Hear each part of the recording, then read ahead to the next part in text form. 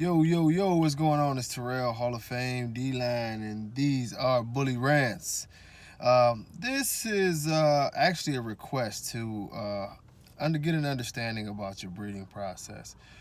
Let me say this. The first part, of course, when you're breeding, hopefully you have your stud picked out for your female long before it's time to breed. Good planning, making sure that this is the proper dog for your breeding. That's something that should go without saying.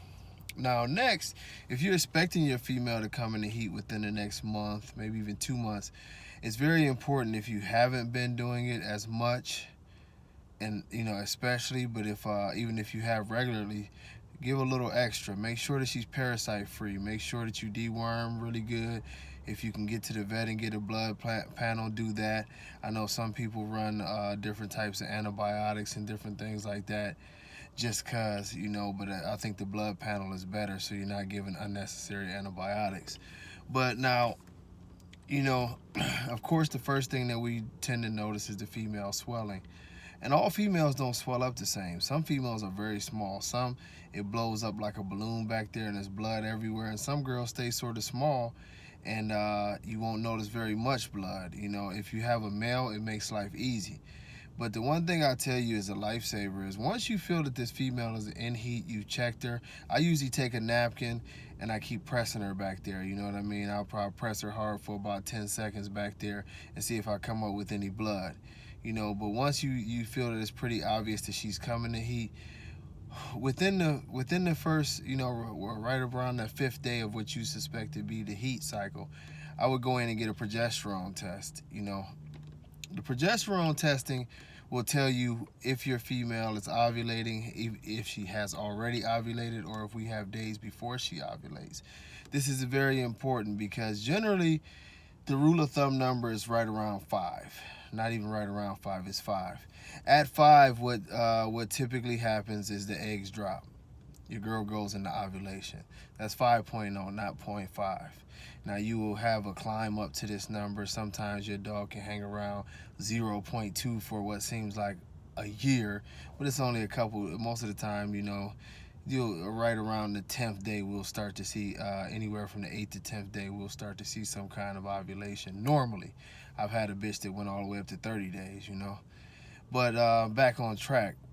That 5 is a very important number for your progesterone because once you get close to that, especially 4, they'll some vets will tell you if you have the male there, let them start breeding because the semen will stay in the bitch and it'll be ready when they get there.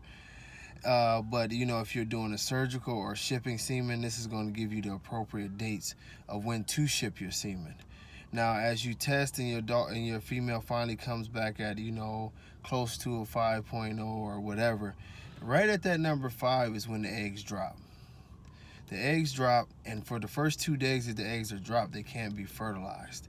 They're hard. They're not ready to be fertilized until the 3rd day. On that 3rd day, generally 48 to 72 hours of fertilization time is after that. This is why it's imperative about timing. If you're doing natural ties and stuff like that, of course you had a leeway to just put as much as you can in there. If you're doing, say, for instance, a frozen, semen shipment, a lot of veterinarians wait a little later with the frozen semen because they want to make sure that the eggs are soft because typically the frozen doesn't swim as good as a fresh will. Timing is everything.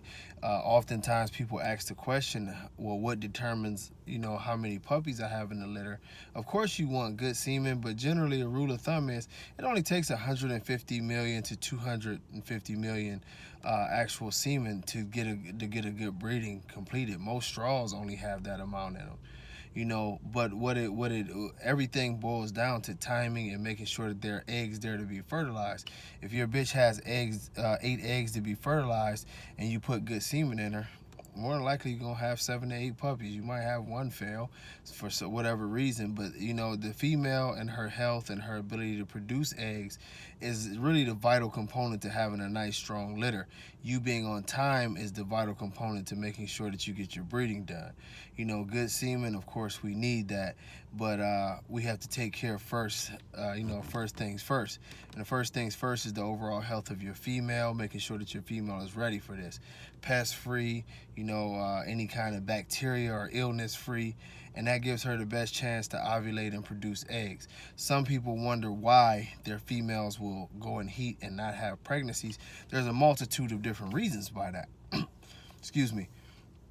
And in those multitude of reasons, you know, it could be that she has some kind of underlying health issue, which I've had that happen with my females before.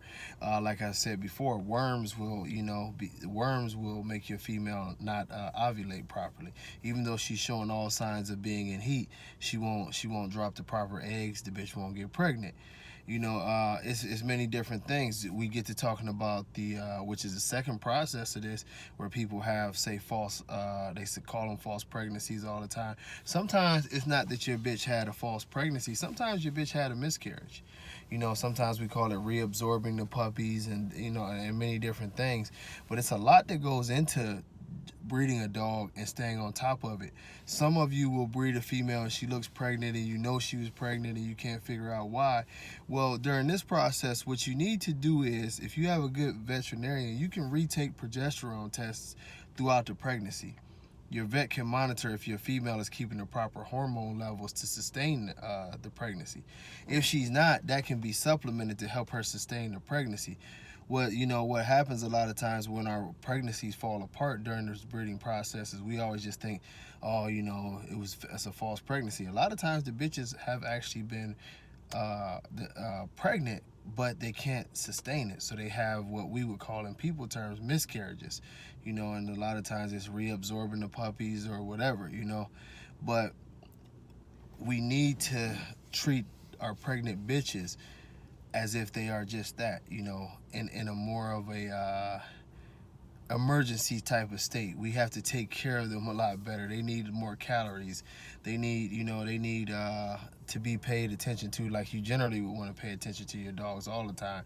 But these dogs need to be extra care at all times. If you want them to support, you know, 2, 3, 10, 12 puppies inside of them and deal with the stress of other dogs being around and all these things, you need to be on it.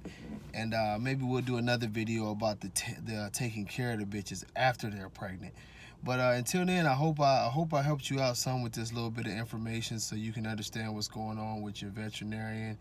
And you know, if you have any questions, man, email them over to me, hallofamepits3600 @gmail.com. Catch you on the next one. Peace.